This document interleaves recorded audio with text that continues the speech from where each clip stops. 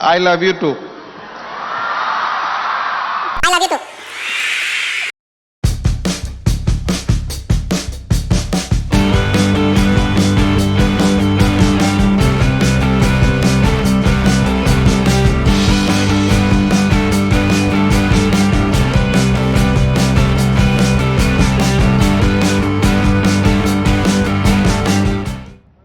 Covid পৰিবেশৰ বাবে মাজত এটা বছৰ এই আঁচনি আমি ৰূপায়ণ কৰিব পৰা নাছিলোঁ।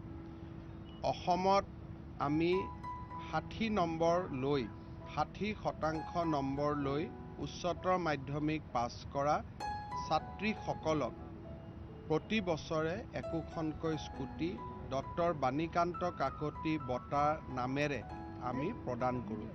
প্ৰথমবাৰৰ বাবে এইবাৰ উচ্চতৰ মাধ্যমিক পৰীক্ষাত ৭৫% নম্বৰ লাভ কৰা ছাত্ৰসকলৰ বাবেও এই স্কুটি আগবঢ়োৱা হৈছে।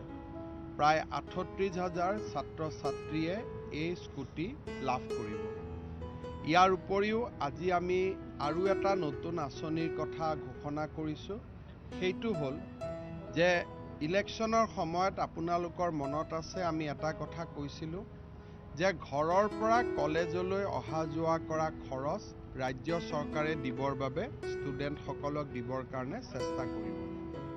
সেই প্ৰতিশ্ৰুতিৰ প্ৰথম সংস্কৰণ হিচাপে পোষ্ট গ্ৰেজুৱেট পঢ়ি থকা ছাত্ৰীসকলক আমি প্ৰতি মাহে বিশ্ববিদ্যালয়লৈ অহা যোৱা খৰচ হিচাপে ১,০০০ টকাকৈ দিব খুজিছোঁ।